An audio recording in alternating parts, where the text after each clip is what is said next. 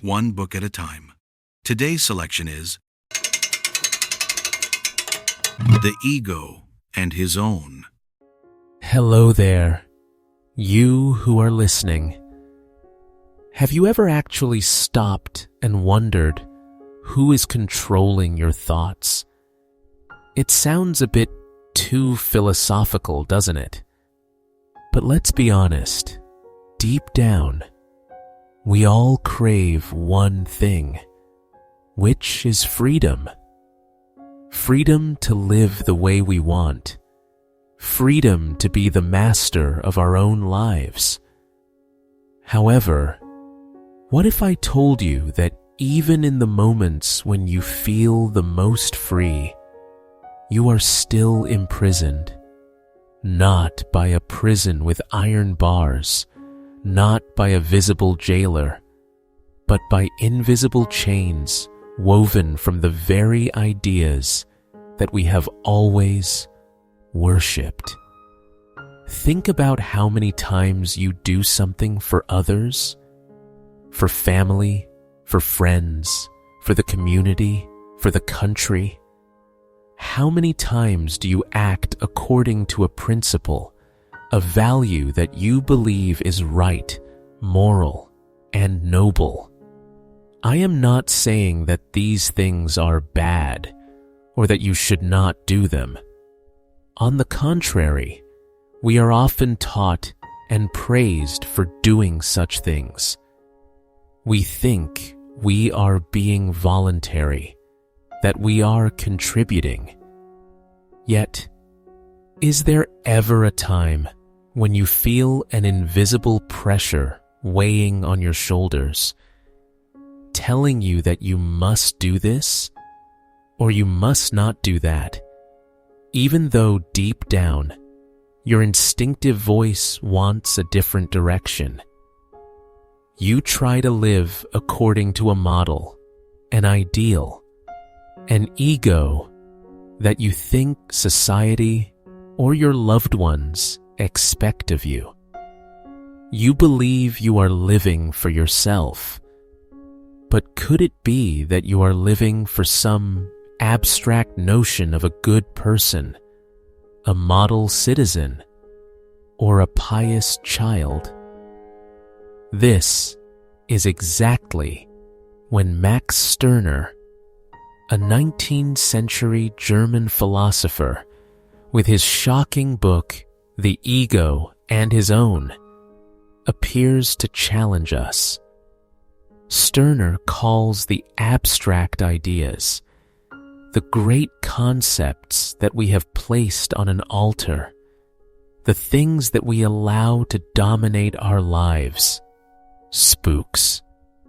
Do you hear that clearly, spooks? What are they? They are not ghosts from fairy tales, but invisible forces haunting our minds. They are the state, morality, truth, justice, humanity, religion, man with a capital M, and many other concepts that we consider sacred and unquestionable. They have no form, no voice, but their power is more terrifying than any monster. They whisper in your ear, sowing seeds of guilt, duty, and fear if you dare to stray from the path they have laid out. We have unconsciously become slaves to these spooks. We place ourselves in the chains of ideals and obligations that we think we need to follow. We think we are choosing freely, but in reality, we are dancing to the music of concepts that we created ourselves or were passed down to us by others. Stirner wants us to look these spooks right in the eye, to realize that they do not exist independently. They only have power as long as we believe in them, as long as we allow them to control us. And what would happen if we dared to question them, if we dared to break those invisible chains, if we dared to reclaim total ownership over our own thoughts, feelings, and lives. This is not an external revolution, but an internal uprising. It requires courage to face what we have always worshipped, to doubt the things we always thought were right. But I promise you, the reward for this journey is priceless. It is radical liberation, the path leading to total ownership over yourself. Are you ready? Join me as we explore how Max Stirner challenges us to become our true masters rather than slaves to any spooks. Chapter 1: The Spooks in the Mind. Do you believe in ghosts? Not vampires or will-o'-the-wisps from fairy tales. I am talking about spooks, or as Stirner calls them, Gespenst, non-material entities. Invisible ideas that we create ourselves, then allow them to control, haunt, and even enslave our lives. This is where Stirner begins to delve deep into the nature of individual freedom, and he points out that before we can be truly free, we must identify and fight these spooks. Our goal in this chapter is very clear: to together analyze the inherent ideas that control our human behavior every day. Think about it.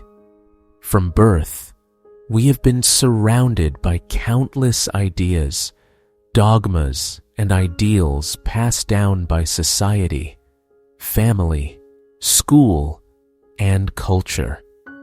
We are taught about God, morality, the state, patriotism, truth, justice, and responsibility. They sound noble and right, don't they? Certainly, who wouldn't want to believe in those good things? But Stirner says, be careful. These very noble concepts can turn into the most powerful spooks, possessing your mind and soul. We create them, we believe in them, we nourish them with our faith and reverence.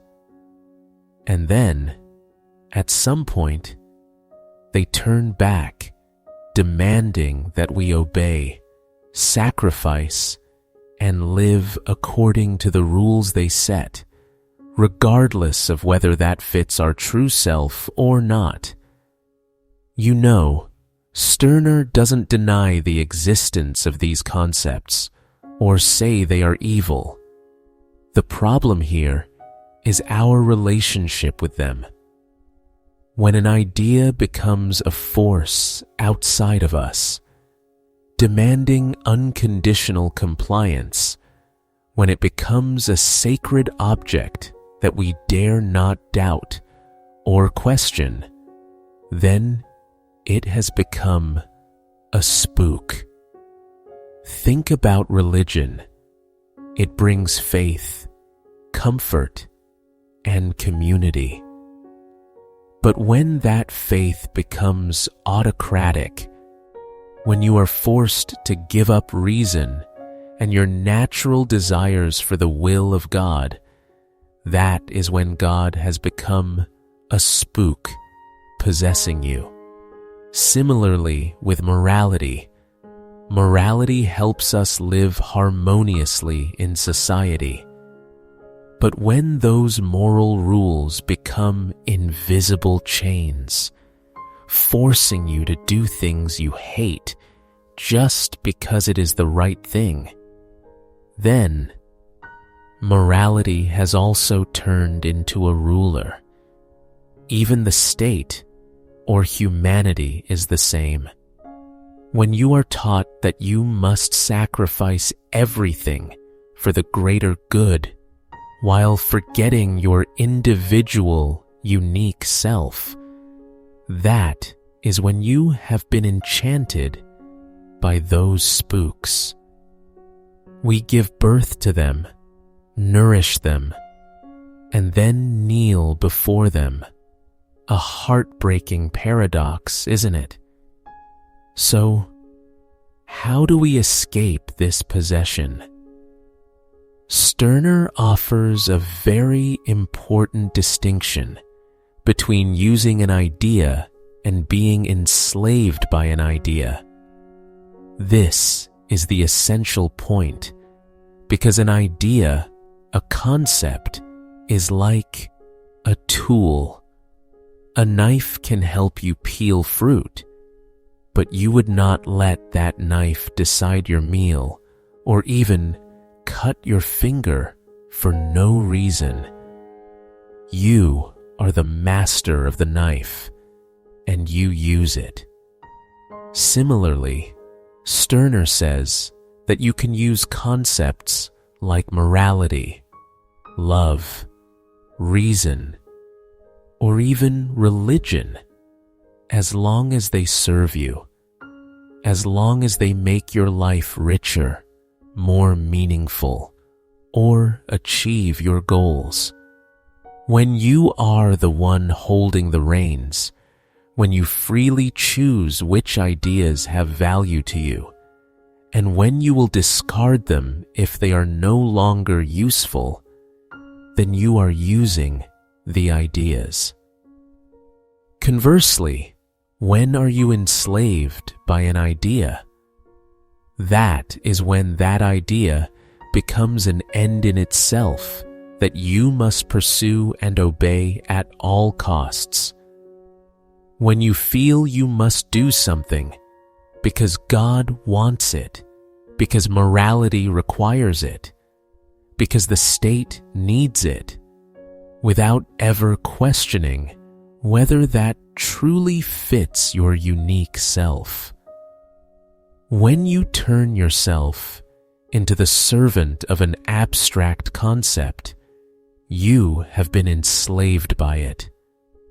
For example, you can believe in fairness and use that belief to act in life, fighting for what you think is right.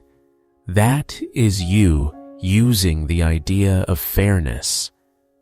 But when you become blind, ready to trample on everything, including your own happiness and that of others, just for an absolute, infallible ideal of fairness, then you have been enslaved by the spook of fairness. Who is serving whom? That is the key question Stirner wants us to ask ourselves. Is that idea enriching your life, or is it demanding that you sacrifice yourself? And this is the most painful yet most awakening part of this chapter. These spooks, when they possess us, often demand a very high price, which is happiness, joy, and the actual satisfaction of your unique self. We sell out the present, the concrete, to buy a promise, a title, an illusion of recognition. Think about familiar situations such as in your career. How many of us are doing a job we hate, a life we do not want, just because of responsibility to family, because of society's standards of success, or because of parents' expectations? We sacrifice passion, health, and personal time for the spooks of stability, prestige, being a useful person. And then When we have those things, are we truly happy or just in a golden cage for a restricted self? In relationships as well, how many people are enduring a toxic relationship, a loveless marriage, just because morality does not allow divorce, because of having to save face, because love is about sacrifice? Your individual self and your true desires are buried under the shell of ideals about eternal love or the perfect family. Even in personal life, we refuse new experiences, simple joys, or crazy things we want to try just because of fear of the law, fear of gossip, or fear of not fitting social norms. We live in a box built by spooks and voluntarily lock ourselves inside. For me, the biggest lesson from this chapter of Stirner is realizing that we often unconsciously trade what is real and existing, meaning our actual emotions, experiences, and happiness, for what is abstract and illusory, meaning recognition, reputation, praise, or the feeling of being right according to some standard. We sacrifice ourselves for things that do not exist outside our minds and the belief we place in them. This chapter is not about becoming selfish, irresponsible, or breaking every rule. Stirner's goal, and also our goal, is for you to be able to identify, question, and break the invisible chains binding your mind, so that you can reclaim mastery over the ideas and concepts you allow to exist in your head, so that you are no longer a puppet controlled by spooks of your own making. Start this journey by asking yourself, is there a spook whispering in your ear every day, telling you what to do, who to become, and what to sacrifice? It is time to look them in the eye and decide who is truly the master in the temple of your mind. In the next chapter, we will dive deeper into Stirner's concept of the unique one, the incomparable, undefinable ego that he believes each of us possesses. Chapter 2, Freedom or Ownness. They sound a bit similar, don't they? Or at least we often use these two words as if they could replace each other. But for Max Stirner, the difference between them is not just a small nuance, it is an entire abyss. And understanding this difference is the key to opening the door to the unique one. Let's start with freedom, the word we love, the word for which so many revolutions have taken place. So much blood has been shed. Freedom, in our common thinking, is the ability to do what one wants, not bound by chains, by oppression, or by external control. It sounds perfect, doesn't it? But Stirner views freedom with an eye full of skepticism, almost mockery. He argues that very often, the freedom we crave is actually just another spook, another idea that we unintentionally turn into our master. Imagine this. You are released from a prison. You cheer happily that you are free. Wonderful. You are out of the walls and bars. But then what? Where do you go? What do you do? Do you actually do anything you want? Or are you bound by new rules of external society, by the expectations of a free person?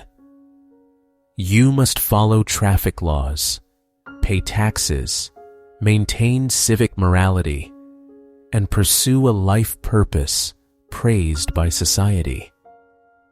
Stirner would look at this and say, well, you just exchanged an old prison for a new one. The freedom you gain is usually freedom from something. For example, from the oppression of a dictator, in order to obey something else, such as the laws of a democratic nation or the ideal of social justice. You may be free from being imprisoned, but you are forced to follow the rules of freedom, the spirit of freedom, or the moral principles of a free society.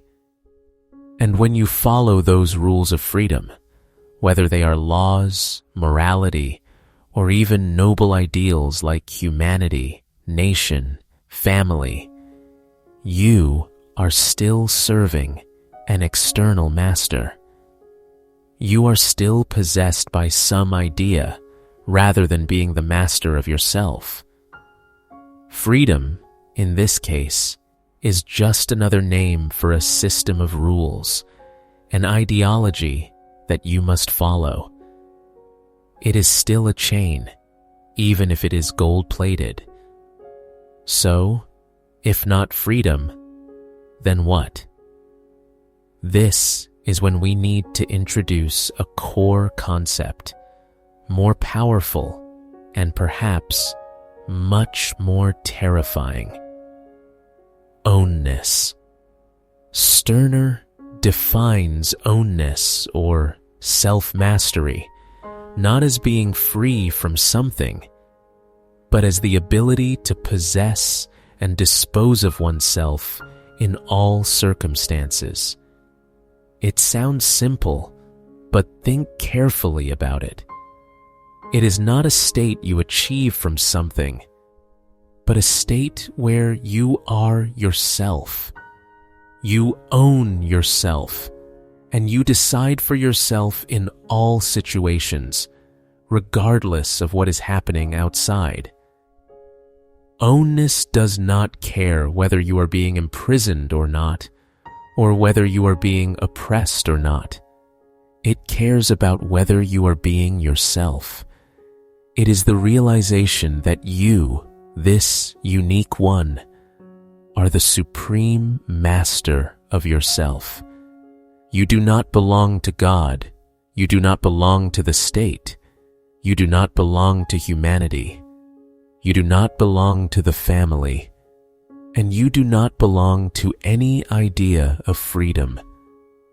You belong to you, and you alone. To clarify this difference, Stirner gives a very shocking example, a paradox that few can accept immediately. Why a slave with a sense of ownness is stronger than a free but brainwashed citizen. It sounds unbelievable, doesn't it? How can a slave be stronger than a free citizen? But think more deeply about this. A slave can be in chains, lashed, deprived of all material things, with not a bit of freedom in the conventional sense.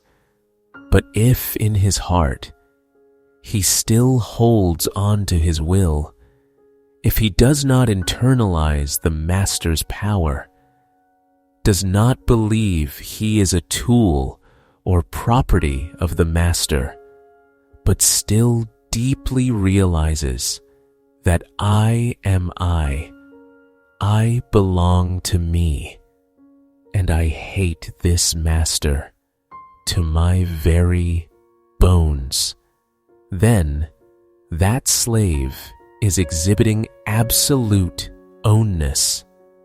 He is the master of his will, even though his body is imprisoned.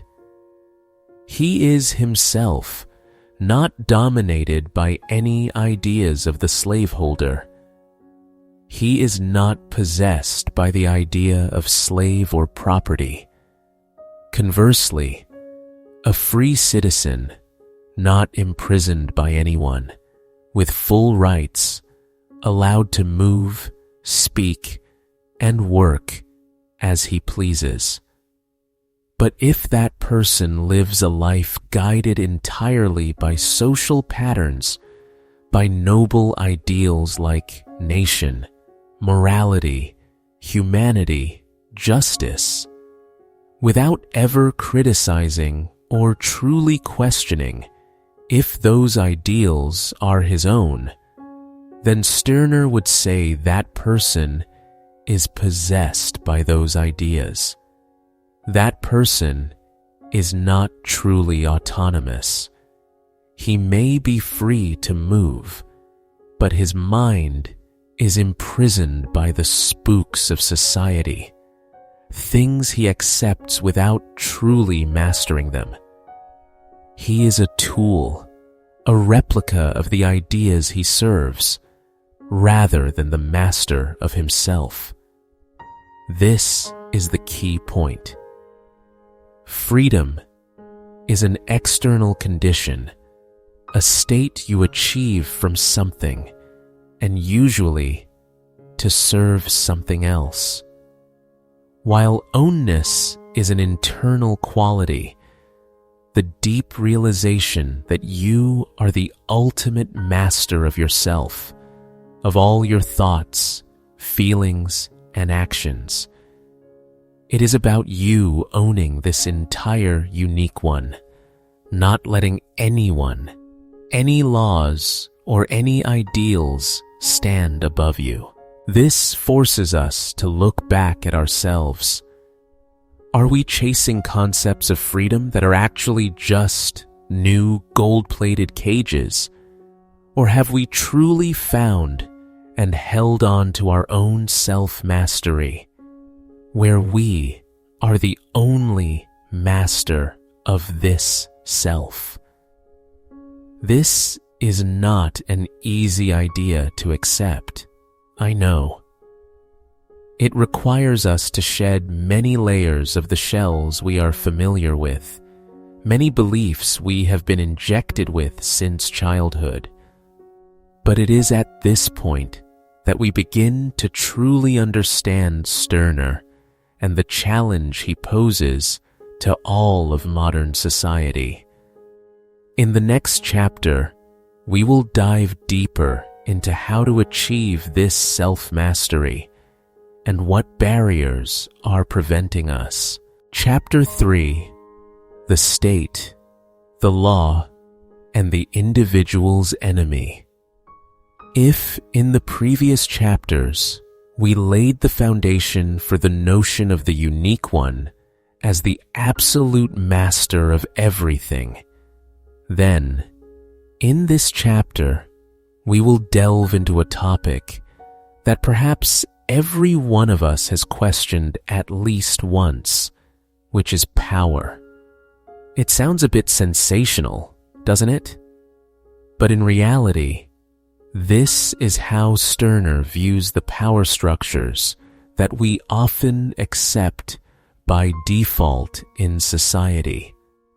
The goal of this section is to relentlessly strip away and criticize what Stirner calls spooks that are imposing upon and hindering the natural development of the unique ego. Join me with a warm cup of coffee and an open mind as we step into this somewhat extreme but highly evocative worldview.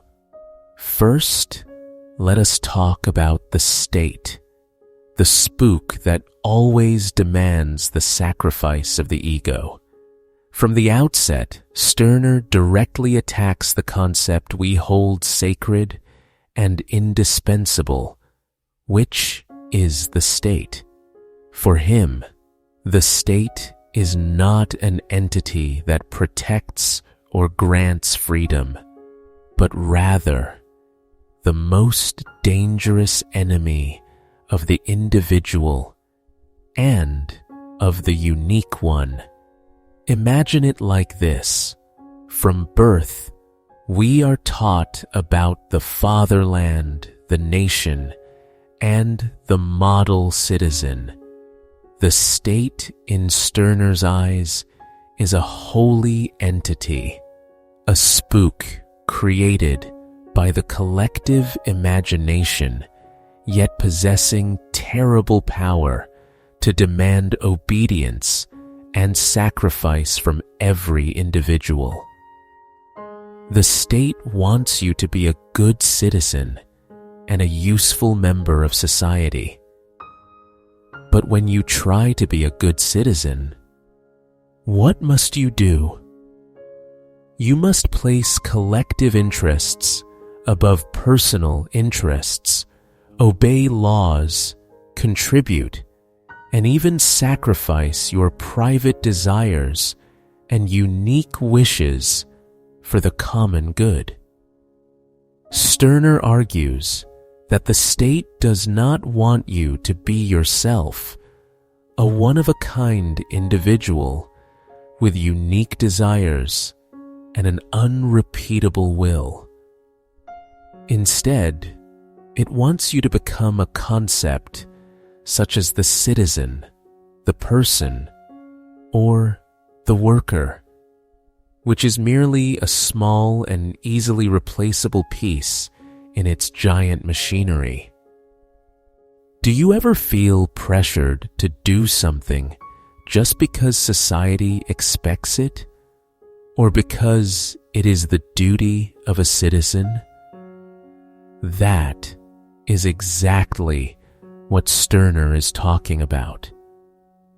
The state does not accept radical difference, and it does not accept an ego that goes beyond the framework it has predetermined.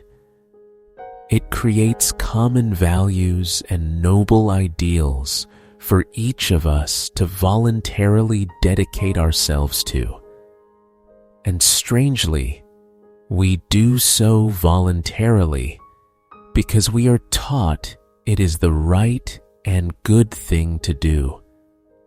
Stirner calls this the alienation of the individual. We become strangers to ourselves when we voluntarily become slaves to a collective idea and to a spook named the state. The question Stirner poses is, do you truly want to live the life of a puzzle piece, or do you want to be the master of yourself? After criticizing the state, Stirner continues to delve into two other core concepts, which are right, meaning granted power, and might, meaning inherent capacity. This is an extremely important point for understanding his philosophy. We often talk about human rights, the right to life, the right to freedom, and many other rights. Stirner asks, who gave you those rights? The answer is usually the state, society, or God. Stirner argues that right is an abstract concept and another spook. When you say you have a right to do something, it means you are waiting for permission and recognition from an external force. You do not create that right yourself, but you are granted it. And what is granted can also be taken away. Think about it. What does the right to free speech mean if you do not have the might to speak, the capacity to communicate, and the will to face the consequences? Stirner argues that right is merely an illusion if it is not accompanied by the actual might of the individual. Conversely, might is an inherent capacity and your practical ability to do something. It is your will, your talent, your strength, and your unique originality that belongs to you alone. Might does not need to be granted and does not need to be recognized by anyone. It is simply what you can do and what you are. For example, you have the right to move freely, but if you are chained, or if you are not healthy enough to walk, or if you are threatened if you step outside, then that right is just a hollow word. What truly matters is your capacity or might to walk and your will to do so. Stirner wants us to stop clinging to rights granted from the outside. He encourages us to focus on our own might, which is the inner capacity and the arbitrary will of the unique one. Do not beg for the right to freedom, but take freedom with your own might. Do not wait for others to grant you value, but affirm your value through your actions and your own will. This is a mental shift from passively waiting to actively creating your own reality.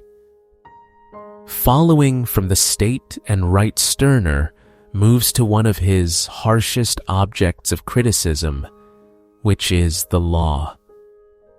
We often think the law is there to protect us and maintain social order, but Stirner views it as a set of invisible chains, hindering the natural and unique development of the individual.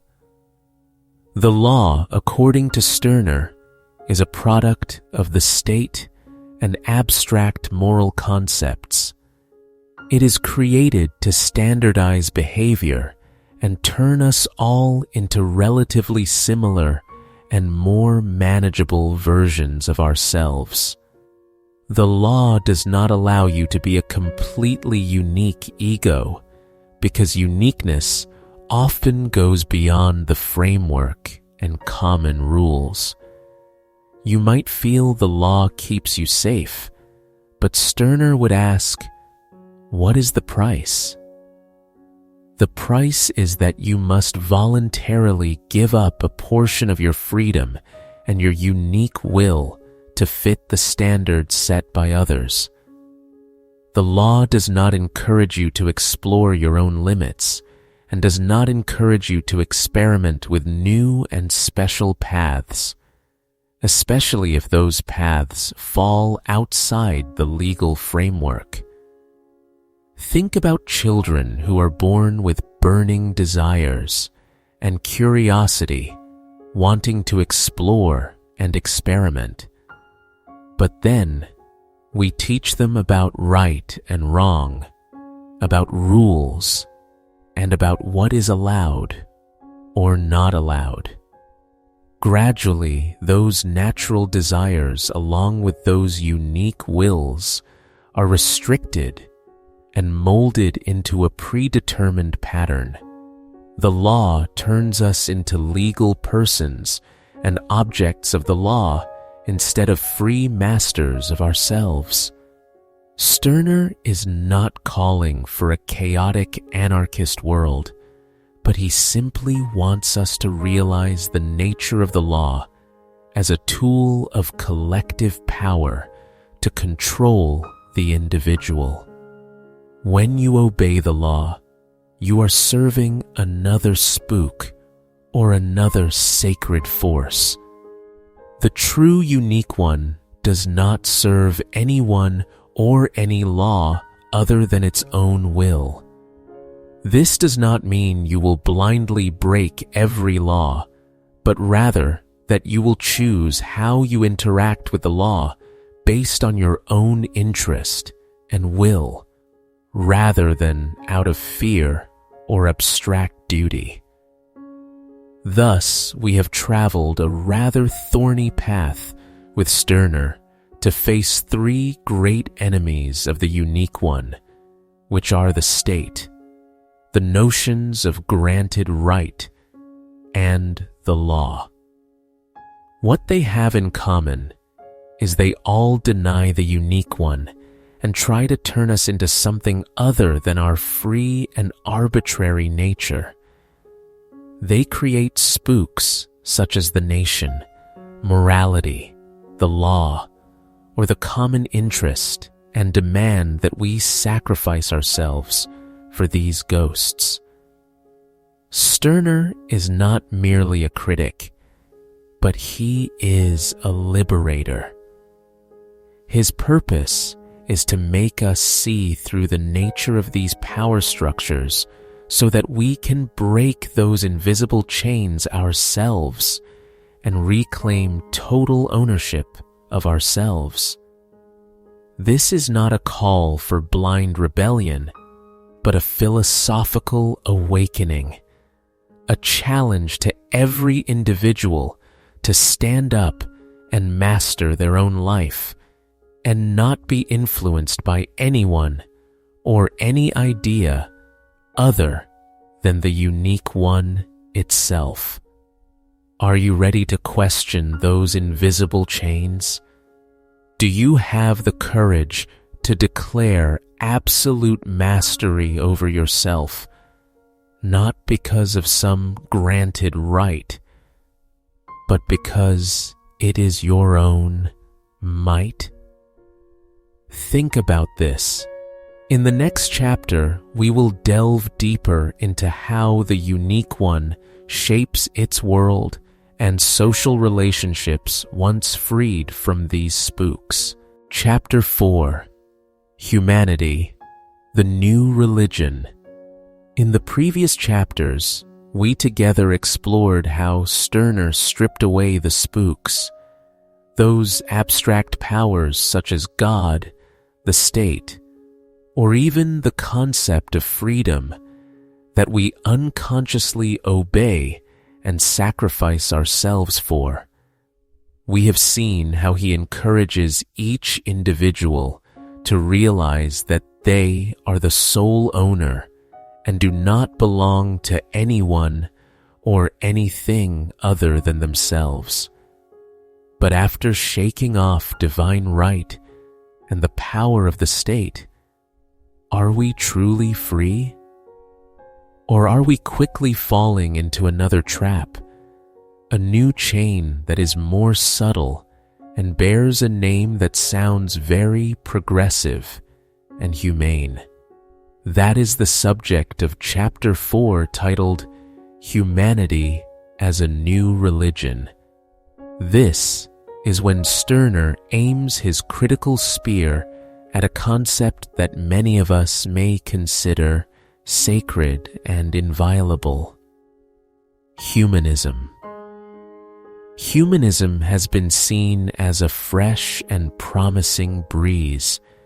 After thousands of years under the yoke of divinity, the church, and rigid dogmas, Western man found a new horizon in the Enlightenment. They declared that there is no more God and that man is the center of the universe. That sounds very free and liberating, doesn't it? We no longer have to kneel before some invisible supreme being. Instead, we can hold our heads high and be proud of our own intellect, abilities, and dignity. But Stirner asks a very direct and shocking question. Are we truly free? Or are we just replacing one prison with another, more subtle one? Are we truly liberated? Or are we just putting on a new set of chains called humanity? First, let's look at how abstract man replaced God. Recall how God was dethroned as philosophy, science, and especially the rise of human reason gradually shook the throne of the Almighty.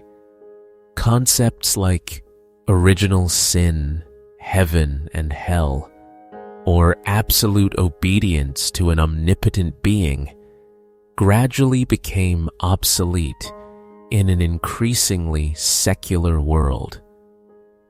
But Stirner points out that the empty throne was not handed back to each individual, meaning it is not you or I or any of us who are given full mastery of ourselves. Instead, it was replaced by a new entity, man with a capital M, or humanity with a capital H. This is not you, nor is it I, or any specific individual you can meet and talk to. It is a general idea, an abstract ideal, a theoretical concept of what man should be or must be.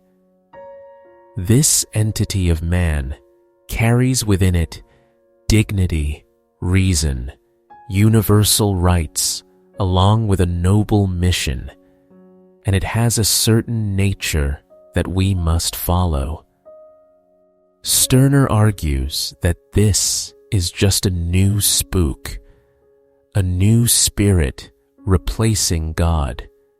Previously, we obeyed the will of God. Now, we obey the ideal of man. Previously, we worshipped heaven. Now, we worship the bright future of humanity.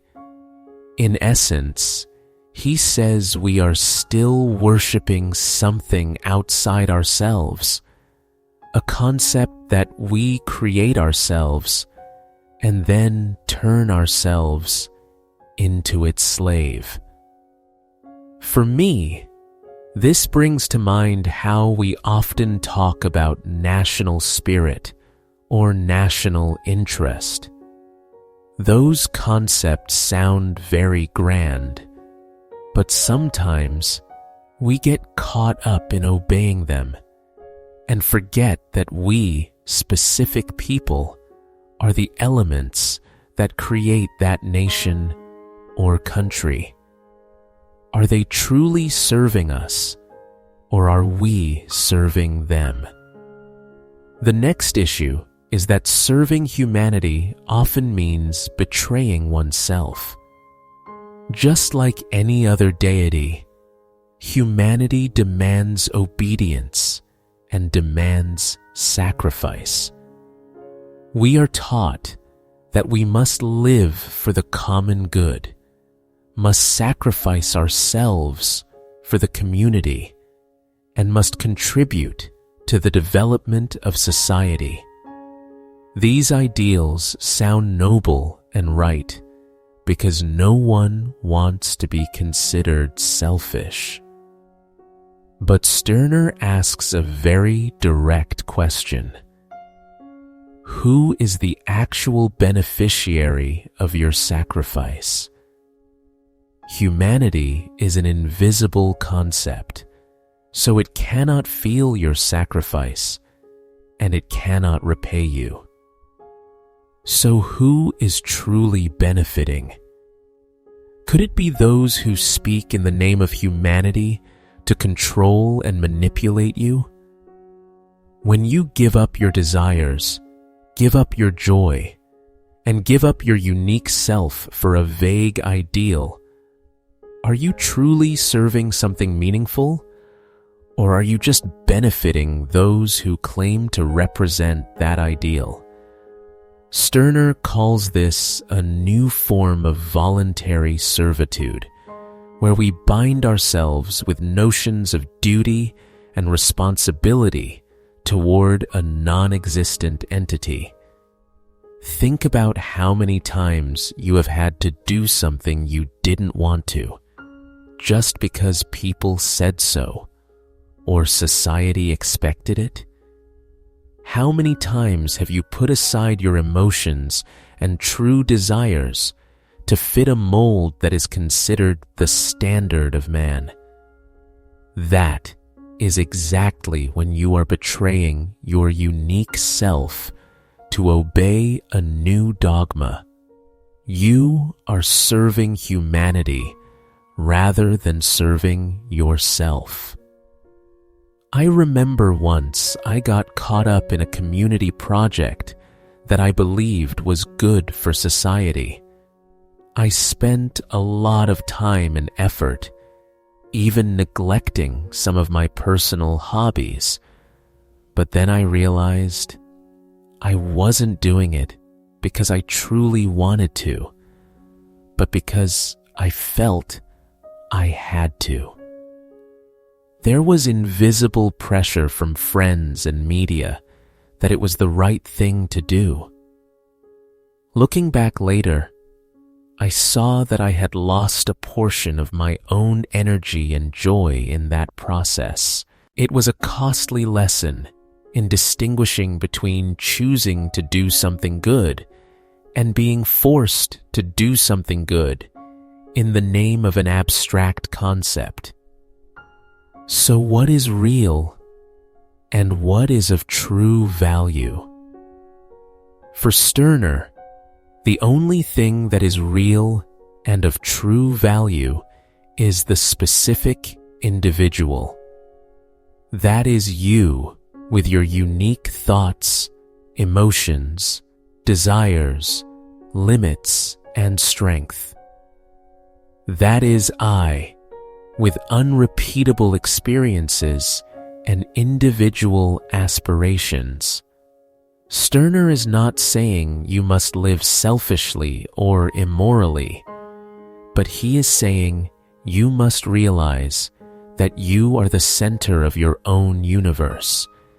Your value does not need to be assigned by any external ideal, whether it is God, the state, or humanity. Your value lies right in your own unique existence. He encourages us to become our own masters, rather than a child of some god, or a citizen of some state, or even a small part of a great humanity. You are not a means to achieve the goals of humanity. You are your own ultimate end. Only when you accept and affirm your unique one can you truly be free. Freedom is not being liberated from this or that, but freedom for yourself. Freedom to be yourself in order to shape your own value and purpose.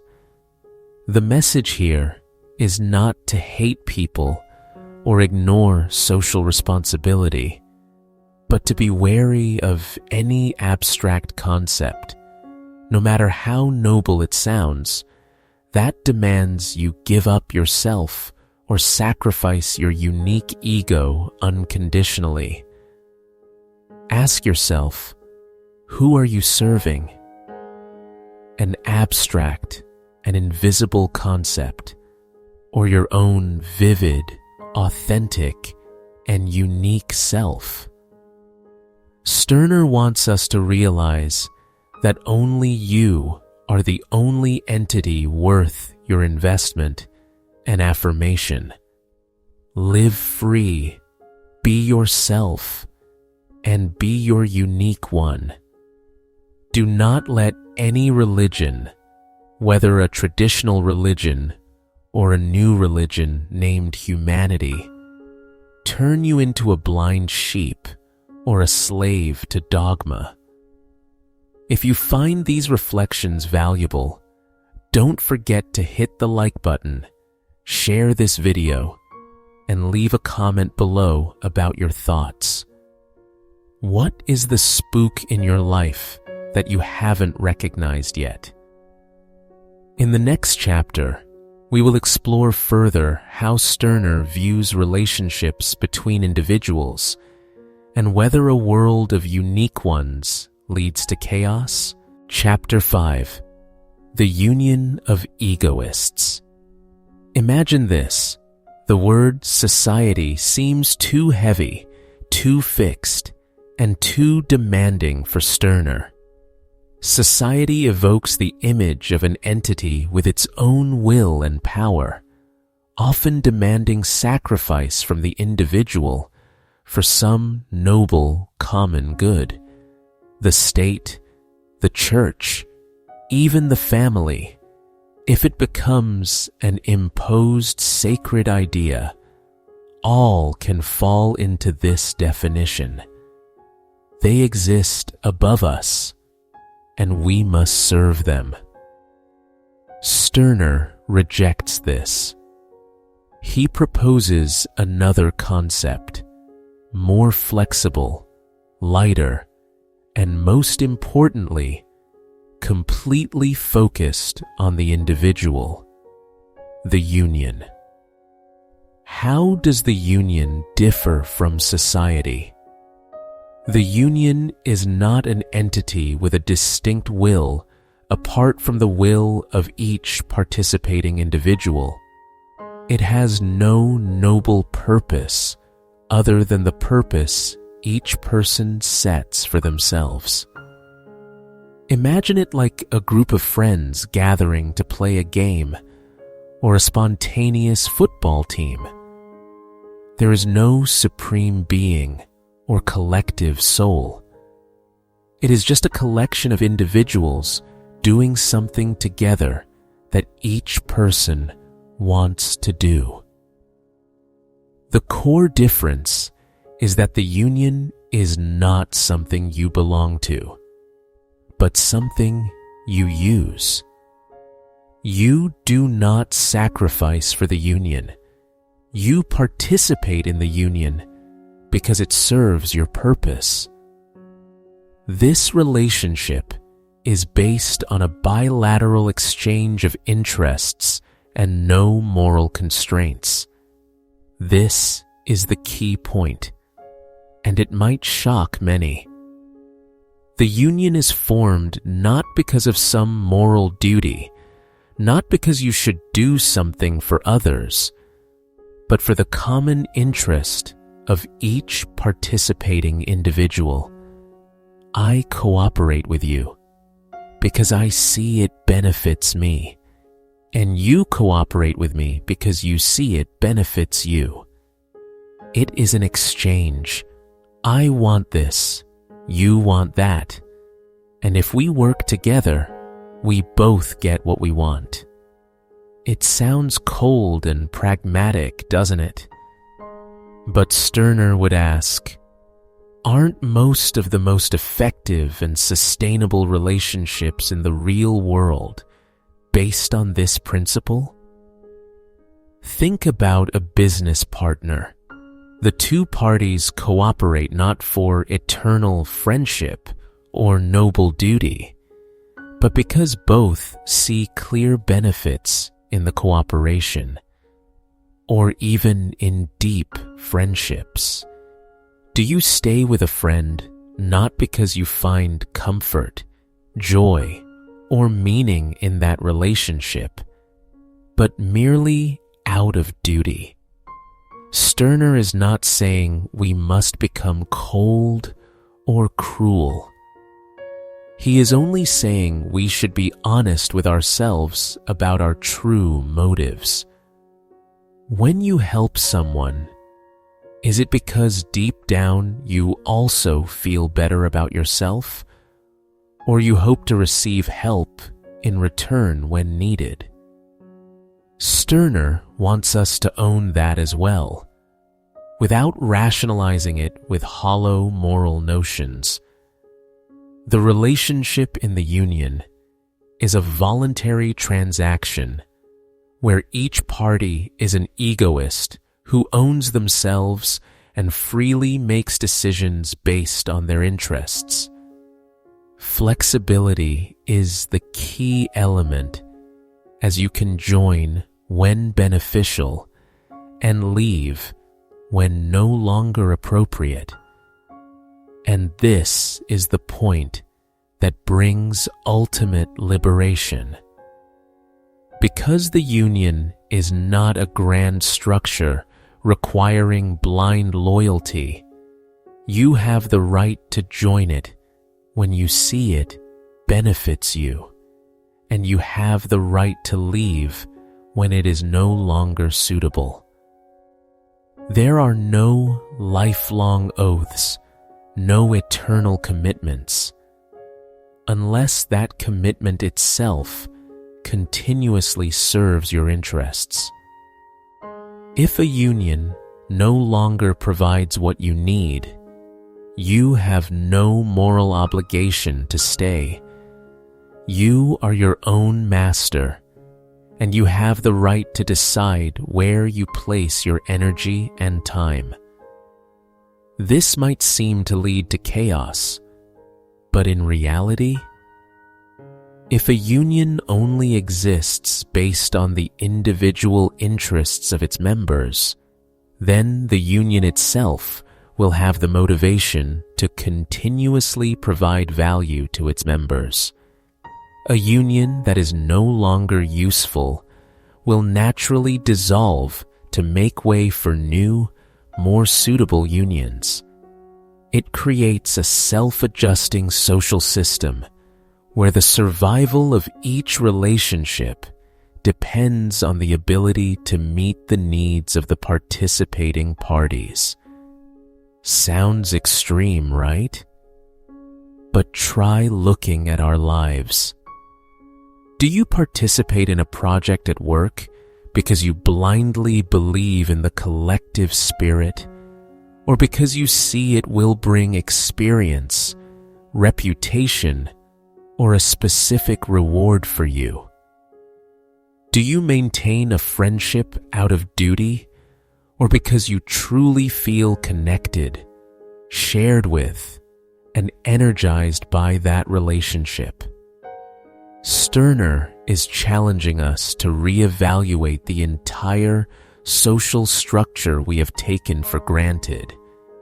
He invites us to imagine a world where individuals are not tools for some higher idea, but freely and voluntarily connect to realize their own will. A world where relationships are not binding strings, but an intersection of interests and free will. It is not blind selfishness, but a deep self-awareness of one's own value and the value of others in a relationship. A scary freedom, but full of potential, isn't it? What do you think of this union model? Is it realistic? Or is it just the utopian dream of an eccentric philosopher? Think about that, and we will dive deeper into other aspects of the ego and its own in the next chapter. Chapter 6: Insurrection instead of revolution. Welcome back. In this chapter, we will dive deep into a concept proposed by Max Stirner that not only challenges conventional thinking, but also touches the very core of change. When you hear the words insurrection and revolution, what is your first reaction? For most of us, revolution usually carries a positive meaning. It is liberation, a step in social evolution. Insurrection, on the other hand, sounds more negative, reckless, or even destructive. But Stirner completely flips that perspective. And trust me, after hearing this chapter, you might see a new light, a different path to true freedom. Let's start with revolution, the concept we are all too familiar with. When we speak of revolution, We often imagine great historical events, the French Revolution, the October Revolution, the Industrial Revolution.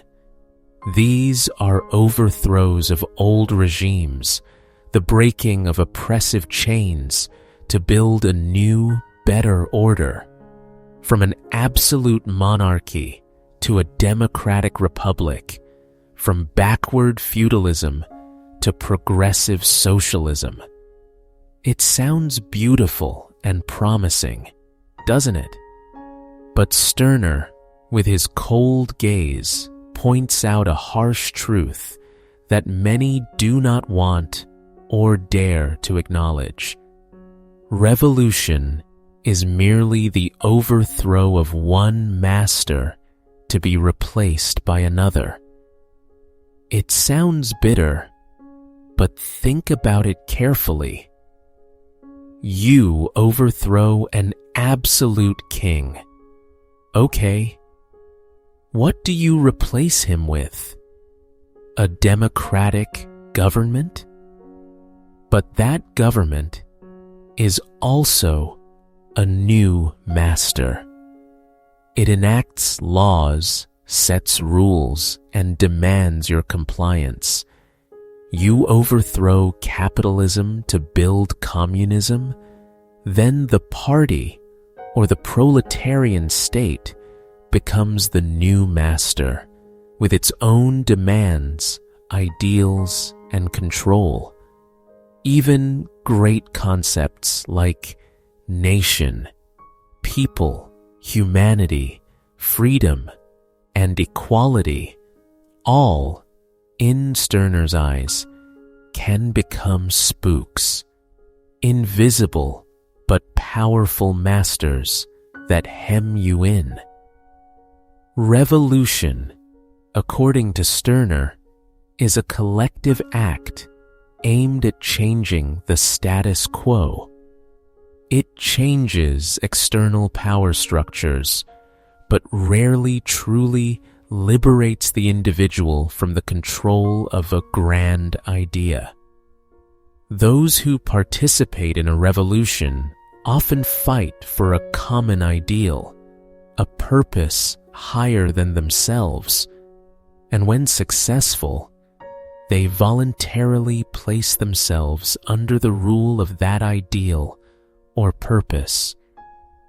They are not truly free. They have only changed the name of their chains. They have replaced one prison with another, perhaps larger, perhaps with bigger windows, but still a prison. Now let us turn to Stirner's truly unique concept, insurrection or rebellion. This is not a street revolution. It is not the overthrow of a regime. It is something much deeper, a radically individual act. Insurrection is the refusal to obey and the self-establishment of one's own order. Instead of focusing on changing the outside world, insurrection is an internal shift. It is a deliberate withdrawal, a flat refusal, not just of the old master, but of all masters. It does not aim to replace the old system with a new one, but to break the system's hold over me as an individual. Imagine it this way. Revolution is like living in an old, decaying house, and you, along with others, decide to tear it down to build a new, more modern one, according to an ideal architecture everyone agrees upon. You still live in a house and still follow a collective design. Insurrection is different. Insurrection is when you say, I don't want to live in any house anymore, or if I do, I will build my own hut, cave, or fortress where I alone am the absolute master. Or even, I simply stop participating in this house-building game altogether. Insurrection is an act of the unique ego to affirm total ownership over oneself. It is not a collective campaign to improve the world according to some ideal, because all those ideals risk becoming new spooks and new masters. The sole goal of insurrection is the self-liberation of my individual self, the affirmation of the unique ego against all power, all ideals, and any spooks that wish to dominate. And here is the third and most core point. The act of insurrection does not aim to reform the world, but to affirm oneself. Stirner has no illusions that insurrection will lead to a paradise on earth. Insurrection is not a macro-social reform project. It is a personal manifesto, an act of liberating oneself from the definitions, expectations, and rules that society imposes. When you revolt, you don't say, "I want to create a better world for everyone." Instead, you say, "I am no longer bound by this world. I am my own. I decide my own value, purpose, and path." This sounds extreme, perhaps even selfish, doesn't it? But that is exactly what Stirner wants us to face. We are so used to placing the collective or the grand above the self. We are taught to sacrifice for family, for community, for country, or for some ideal. But Stirner asks, what about you? Where is your unique self in all of that? Insurrection is the act of stopping your consent to be owned by anything outside yourself. It is liberation from all forms of isms, all dogmas, and all established truths. It is not about taking up arms against the government, but about internalizing the most profound revolution, the revolution of yourself to reclaim mastery over yourself. So, in our daily lives, what does insurrection mean? Does it mean living outside the law and creating chaos? Absolutely not. Insurrection, in Stirner's context, could be refusing to pursue a career path that society deems successful, but you don't truly desire. It could be defining happiness and the meaning of life for yourself instead of following common standards. It could be having the courage to live authentically to your true self, with your own unique values and beliefs, even when it differs from the crowd. It is ultimate autonomy, the affirmation that nothing and no one has the right to own or shape you other than yourself.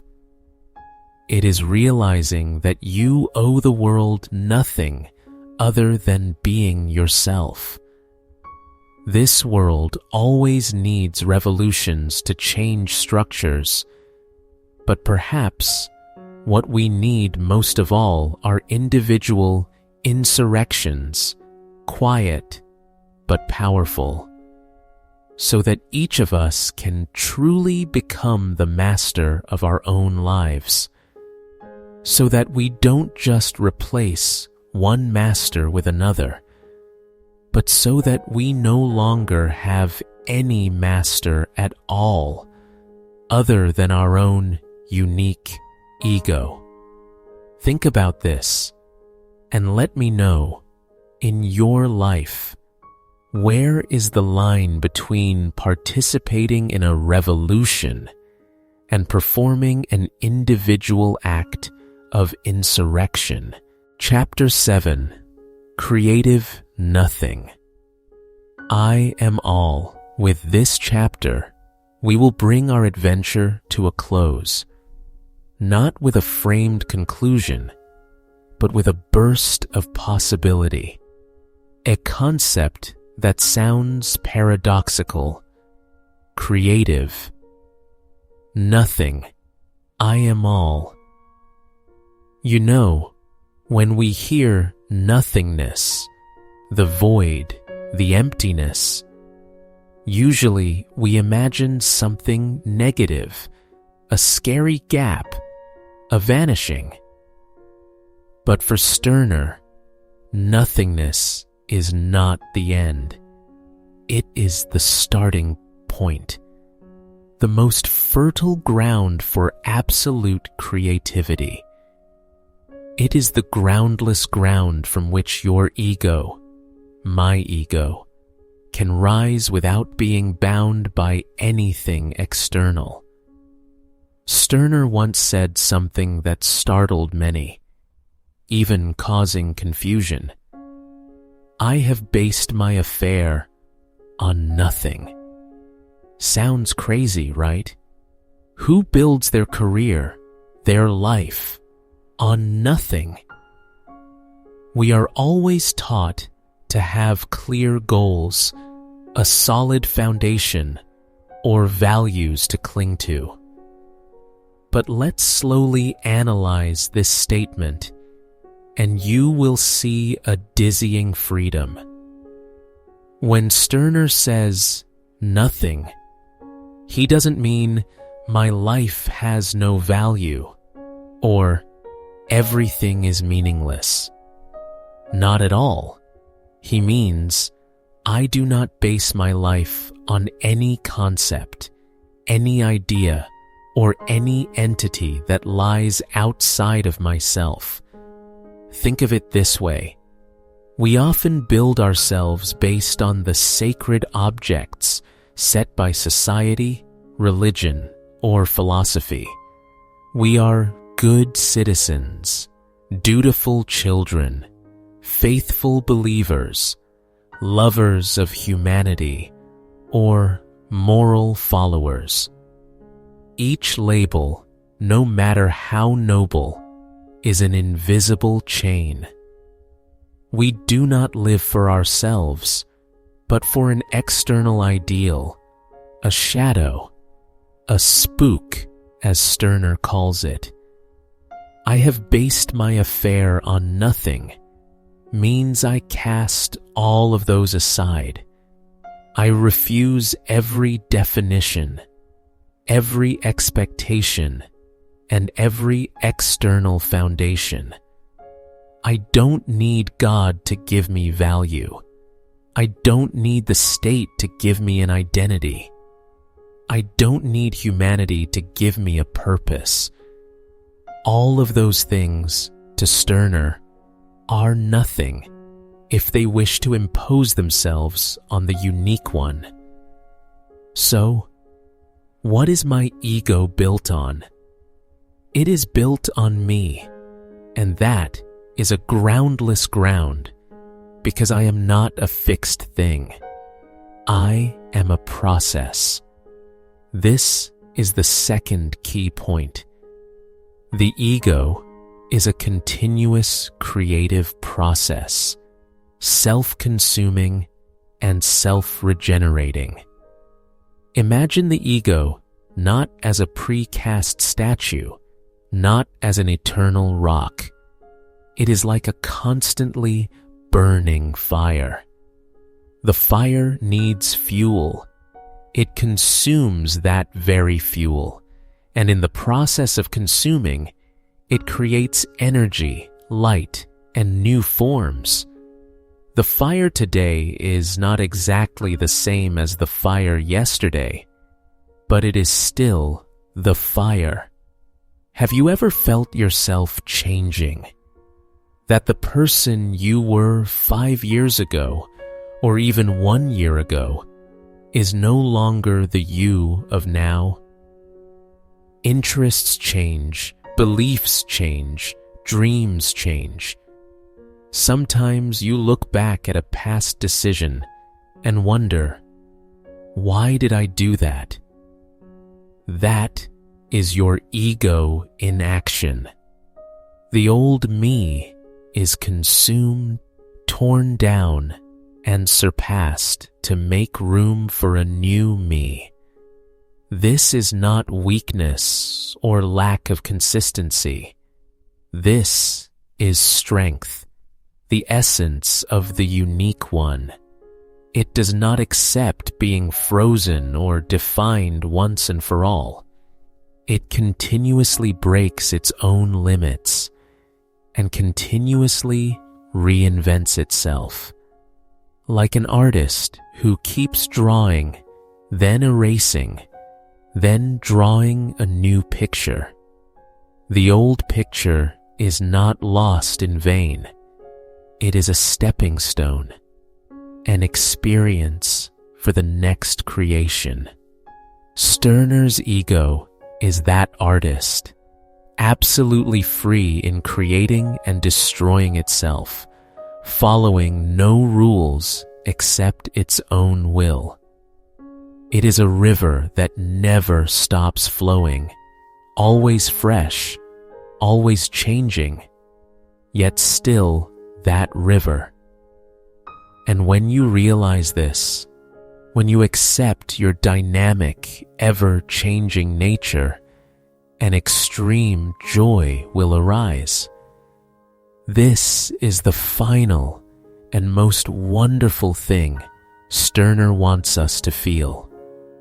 The joy of being unique and indefinable. Do you know that feeling? The feeling when you are completely yourself, without needing to pretend, without needing to fit in, and without needing to live according to any model. That is the taste of absolute freedom that the unique one brings. Stirner's unique one is not an abstract concept. It is not a category or a classification. It is you. It is me. No one can compare you to others because you are unique. No one can define you with a word or a label because you are a continuously expanding universe, creating your own stars and black holes. Think about it. Society always tries to box us in. You are an introvert. You are an extrovert. You belong to this generation, or you follow that ideal. But the unique one says, no, I am none of those things. I am me. I transcend every definition, every classification, and the joy lies right there. The explosion of not being controlled, not being shaped, and not being owned. I belong to no one, to nothing, except myself. I am my own soul master. I am the source of all value and all meaning for myself. So, when Stirner concludes with, I am all, in the context of creative nothing, he is not talking about arrogance or delusions of power. He is talking about absolute autonomy and ultimate freedom. From the nothingness of all external concepts, the ego rises as a self-creating, self-consuming, and self-regenerating entity without end. It is the affirmation that you do not need any gods or any ideals to have value. Your value lies in the very fact that you are being you, a vivid, unique, and indefinable process. In a chaotic world filled with calls from every side for you to become someone else rather than yourself, Stirner's message becomes more powerful than ever. It is an invitation for you to accept your ever-changing nature, to enjoy the joy of being unique, and to dare to base your affair, your life, on the nothingness from which all authentic creativity can begin. So we have journeyed together through the thorny yet deeply thought-provoking corners of the book, titled The Ego and Its Own, by the author Max Stirner. This has not been an easy journey, because this book is truly a direct slap in the face to every ideal and every value that we have traditionally believed in for so long. Now, to help you visualize and remember, as well as carry these seeds of thought into your daily life, I have distilled Stirner's complex philosophy into 3 most vital core points. These are not merely summaries, but rather guiding compasses that can fundamentally change the way you perceive yourself and the world around you. You should be ready, because we are about to dive into things that might make you rethink everything. The first core point, and perhaps the most shocking one that Stirner wants to emphasize directly to us, is that you, in your capacity as a unique ego, are the ultimate point of reference and the supreme master of your own world. In this world, there is no God, and there is no state, and there is no humanity, and there is also no ideal that is higher or more sacred and more worthy of worship than yourself. This might sound extremely selfish, but if you think a little deeper, you will see that Stirner is not encouraging you to become an immoral person who goes around trampling on others. He is trying to say that every concept of the noble or the sacred and the right is merely a mental construct that society and religion or ideologies have built up to control and win you over. They are the spooks to which we voluntarily grant power only to subsequently turn ourselves into slaves to those very things. For example, when you say for the fatherland, or for love and for justice, you are actually placing something outside yourself above your own desires and interests and will. Stirner would ask the question of what that fatherland truly is and what that love or justice is, while also questioning how they exist apart from your own acceptance and the assignment of meaning from your side. Your unique ego is not a fragment of a larger whole, but it is inherently a complete universe. Every value and every meaning and every purpose must originate from yourself to be created by you and to serve you alone. You do not owe anyone or anything for your existence, and you also do not need to sacrifice for anything that is not yourself. This is not intended to encourage blind selfishness, but is a call for you to recognize your power and unique position in your own world. You must realize that you are the owner of every concept and value in your life, rather than being the one owned by them. Following the first idea. The second core point of Stirner is a sharp warning that you should be extremely cautious and even skeptical toward any ideal or any ideology that demands you sacrifice yourself or give up personal desires and submit your will for a higher purpose.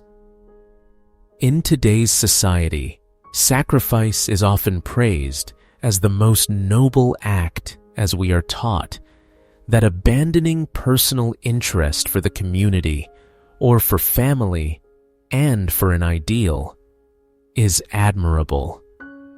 But Stirner sees a deadly trap here, as he believes these calls for sacrifice are the most powerful tools for spooks, including abstract powers such as the state or society and morality, along with religion or even love, to manipulate and dominate you.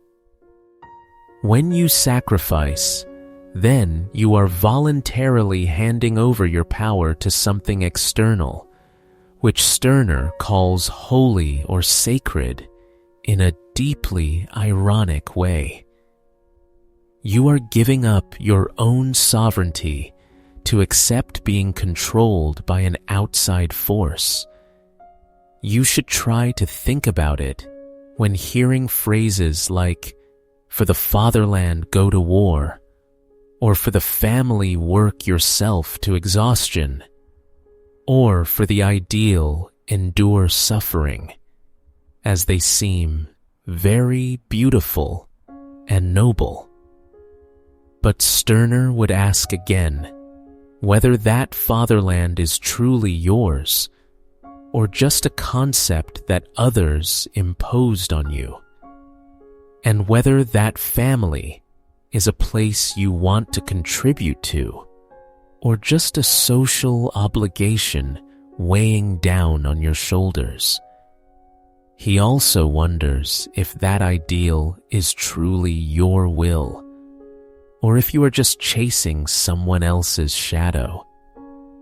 Stirner doesn't mean to criticize acts of kindness or volunteering to help others, if that is truly what you desire to do.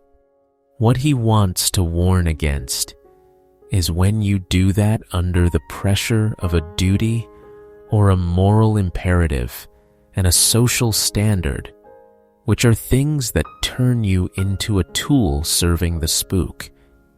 He wants you to be the proactive chooser of your actions based on your own will and desire, rather than out of fear of being judged or because of wanting to achieve some spiritual reward from an ideal. You should always be wary of every sacred thing that demands you kneel before it. The third core point is the fact that ownness is more important than the search for freedom. This is a point that is perhaps a bit complex, but is the true kernel of Stirner's philosophy. Most of us long to have freedom, such as freedom from oppression, or freedom from shackles, and freedom from constraints. However, Stirner points out that the search for freedom is actually still a reaction, because when you seek freedom from something, then you are still being shaped by the very thing that you want to escape and are still obsessed with the opposition and what you do not want to become. Instead, Stirner proposes another much more powerful concept, which is Ownness, or known in German as Eigenheit. Ownness is not freedom from something, but is the total and absolute mastery of what you are. It is the fact that you realize everything around you, from every concept and every value to every other person, then all exist within you and for you, rather than you existing for them. Imagine a person imprisoned in jail when he is free and escapes from that prison. Then, that is only freedom from confinement. Has he truly owned himself yet, when he might still be obsessed with the walls and the fear of being recaptured, or by the prejudices of society about an ex-convict? Ownness is completely different, because it is not about escaping the prison, but realizing that you were never truly imprisoned if you did not accept that those walls had power over you. It is the awareness that you are the one who masters your own thoughts and emotions and actions without depending on any external conditions. You do not need anyone to grant you freedom, because you yourself are already that mastery. When you own yourself, then, you do not need to fight against an external power, but instead reclaim what already belonged to you. You do not say that I want freedom from this rule, but you will say that this rule has no power over me unless I choose to grant it power. That is not struggling to be allowed to do something, but is realizing that you already have the capacity to do whatever you want, and all limits are either self-imposed or accepted by yourself. Ownness is the affirmation of the unique ego's absolute sovereignty over every aspect of its own life. It is a proactive state and complete mastery without depending on whether something binds you or not. It does not seek liberation from the outside, but is the realization of the power inherent from deep within. And those are the 3 core points and the 3 costly lessons that we can draw from Max Stirner's book. These things might sound extreme and even terrifying, but you should try to think about it once. Stirner is not a hypocrite, but he is just challenging us to look at everything through the eyes of a unique ego without being bound by any spooks. I hope these summaries have sparked a new light, or at least placed a big question in your mind about which spook you have been serving for so long. Whether you truly own yourself, or if you are still busily chasing after some ideal of freedom. So we have delved deep together into the challenging yet profoundly liberating world of Stirner. This is a journey not intended for the masses, but it is essential for those who want to truly master themselves and want to personally draw the map of their own lives without the need for any deities or spooks to lead the way. You know that mere theory is meaningless if it is not accompanied by action, and your unique ego cannot exist only in thought. It must be expressed and animated as well as affirmed every single day. Now that you have seen the spooks lurking in every corner of life, from social expectations and definitions of success that do not belong to you, to the invisible fears that have taken deep root in the subconscious, I want to invite you not just to look, but to act. You should own your life not tomorrow, and not when you are capable enough, but right today. This is not a hollow piece of advice, but a call for you to awaken, along with an invitation for you to bravely step out of the comfort zone of what should be or must be and conventional norms. If this journey of liberating the mind resonates with you, and if you feel a longing to go deeper to join me in exploring the hidden corners of thought, along with philosophies capable of overturning all prejudices, then do not hesitate to click the subscribe button right now. This is not just a simple button, but a commitment to yourself and to the journey of becoming the powerful and free, unique ego.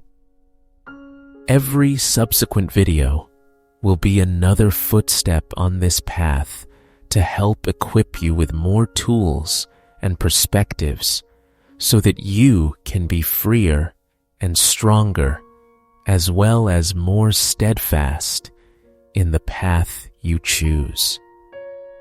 Consider this a meeting point for souls who constantly seek the truth and constantly challenge the old things.